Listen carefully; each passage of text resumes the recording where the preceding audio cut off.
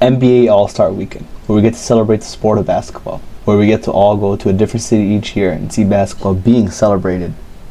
Players and celebrities from all walks of earth come to watch and partake in the events, and overall there's a great vibe. It's a week long and no other games are going on. The NFL season just ended, baseball isn't back yet, so there's a bunch of eyes waiting to watch the different events. There's a bunch of different ones, like the skill contest, the dunk contest, rising star game, three-point contest, and the All-Star game itself. And for some reason, All-Star Weekend has become horrible and disgusting over the years, from being unwatchable to the players just not caring at all.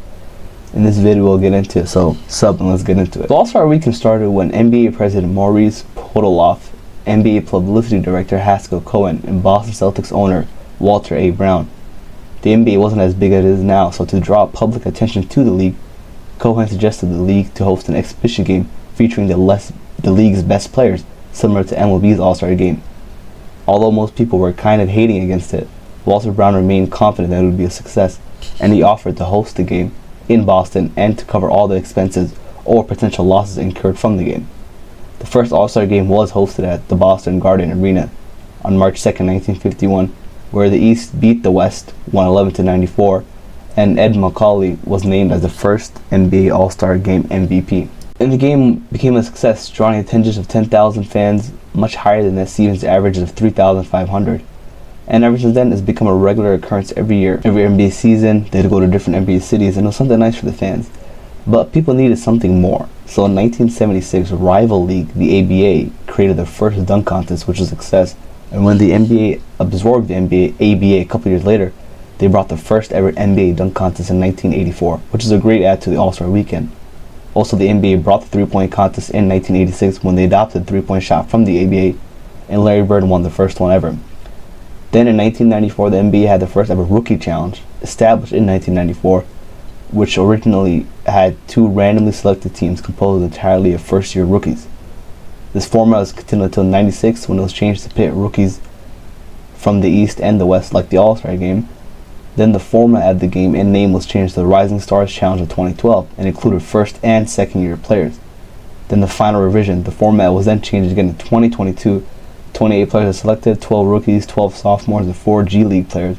And the last main event in the NBA All-Star Game is the skills contest, created in 2003. It's an NBA contest held on Saturday before the annual All-Star Game as part of All-Star Weekend.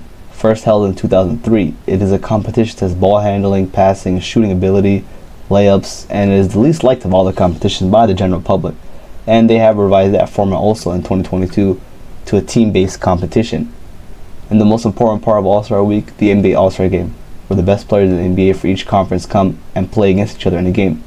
So that's everything that is done during All-Star Week. Seems like great fun, and it was for decades, but the years as of late, the NBA fans and media, and even the commissioner himself, have turned against the current state of the All-Star Game. And there's a multitude of reasons, but the biggest is the actual game itself. It has gone to garbage over the years, but recently it has shown its putrid. Lack of defense, players don't care, it's turned into a glorified practice.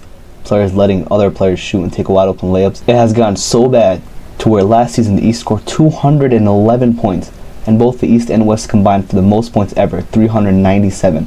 And both teams have attempted 169 threes. That is a travesty.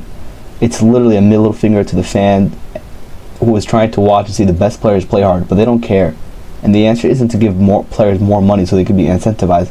The players obviously don't care, so why should we waste our time and money? They have tried to change it all they can with different formats, and while they help a bit, like in 2018 when they switched it to the team format for the first time, or in 2020 when they had the ELAM scoring, the competitive energy just doesn't carry over. And we are back to watching layup lines and guys just chucking balls from half court.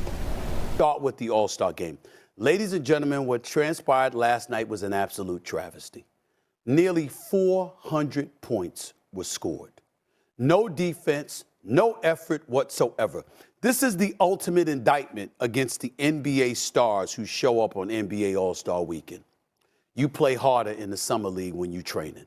One other low-key reason that the fans feel the All-Star Weekend has become too commercialized, with events and media attention shifting focus away from the sport. Sponsorships and advertising deals often take center stage, leaving the actual basketball fans feeling secondary to the spectacle. Also, it doesn't help when nobody really cares about the skills competition. I don't really know what to say about this event other than people just kind of don't really care.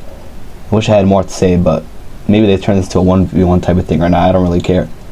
The 3-point contest you can't really mess up. It's sadly the best event the last couple years, and I really like the WNBA versus NBA one they did. It was good fun and great to watch. And probably the worst event, the dunk contest. I think you might have to give up this event and just shelve it.